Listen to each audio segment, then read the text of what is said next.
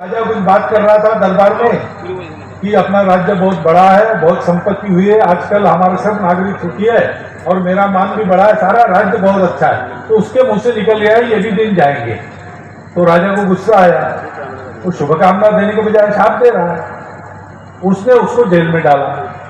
Jail में डालने की आज्ञा दी तो फिर से उसने कहा ये भी दिन जाएंगे।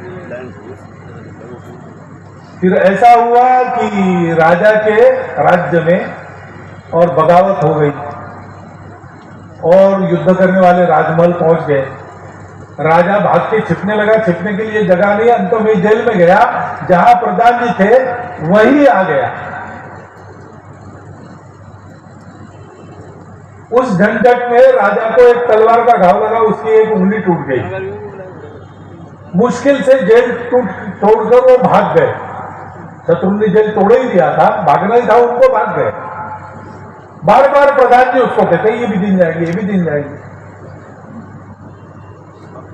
जंगल में गए तो उनको कुछ कबीलों ने पकड़ लिया नरबली देने के लिए। प्रधान भी जेल में फटके खाके जख्मी हो गया था, राजा की उंगली टूट गई थी। उनकी परीक्षा हुई दोनों की, तो वहां के पुजारी ने बोल दिया ये नरबली के लायक नहीं, पूरा शरीर चाहिए। इसकी उंगली टूट गई है और इसका हाथ टूट गया है।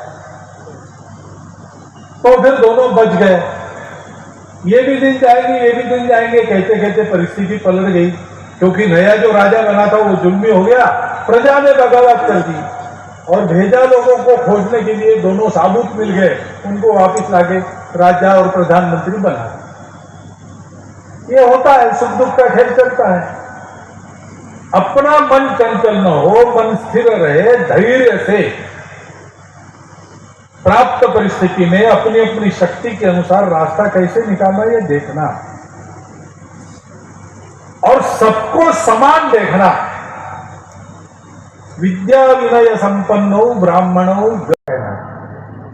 तो तिलक जी ने उत्तर लिखा कि मेरा कोई कहना नहीं, तुमको जो लगता है वही तुम बनो, लेकिन ध्यान रखना अगर तुम जूता सिलाना चाहते हो जूता सिलाओ, लेकिन जूता ऐसा सिलाओ कि पूना के लोग कहे शहर के कि अगर जूता सिलाना है तो तिलक जी के लड़के से ही सिला दे।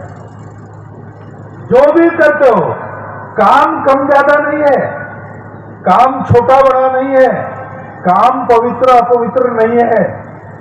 जिसको जो जैसा प्राप्त होता है कर सकता है, उसको ठीक करना।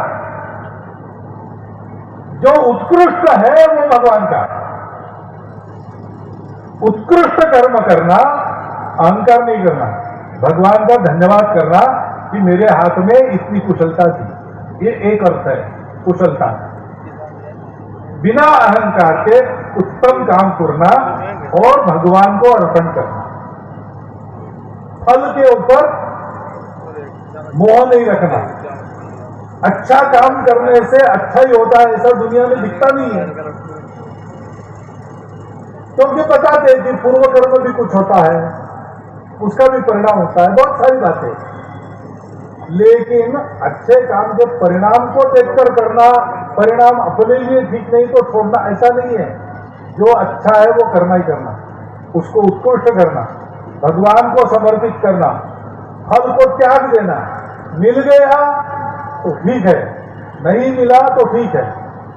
दूसरी बात है, जीवन में किसी परिस्थिति से भागना नहीं। परिस्थितियां आती है जाती है, उसमें हम लोग कायम है, हम लोग बने रहे। हम भाग जाएंगे तो हम हार गए। हम डटे रहे, मर भी गए तो भी हम अमर हो जाएंगे। भाग जाएंगे तो जिंदा है तो भी मरा हुआ समझेंगे लोग। और इसलिए परिस्थिति को देखकर भागना नहीं, परिस्थिति में खड़े रहना। जितना हो सकता है उतना आगे बढ़ना। तीसरी बात है समान रहना। समत्वम योग उच्यते। समान रहना है क्या? परिस्थितियां आती है जाती है, सुख होता है दुख होता है,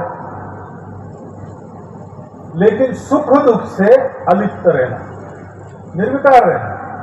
लोगों के लिए आनंद के प्रसंग में आनंद दिखाना पड़ता है, थोड़ा बहुत आनंद होता भी है, लेकिन उसमें अपने आप को भूल मत जाओ और आनंद अपने सिर में न चढ़े, अहंकार न हो। मुझे यही डर लगता है। संत अपने स्वभाव के अनुसार बहुत बड़ी बड़ी बातें कभी कभी मेरे सामने मेरे बारे में कहते हैं, तो मुझे डर लगता है कि इससे मैं चढ़ न जाऊं। मैं भगवान से हमेशा प्रार्थना करता हूं कि इससे मुझे बचाओ। अब कितना भगवान सुनता है आप बोल सकेंगे, मैं नहीं बोल सकता, क्योंकि अपनी गलती अपने ध्यान में नहीं आती। लेकिन इससे बचना और सब परिस्थितियों में स्थिरमति रहना, मन को शांत रखना। परिस्थिति कठिन आती है तो ये समझना कि अपनी परीक्षा है, लेकिन एक न एक दिन ये भी जाएगी। एक राजा का प्रधान था,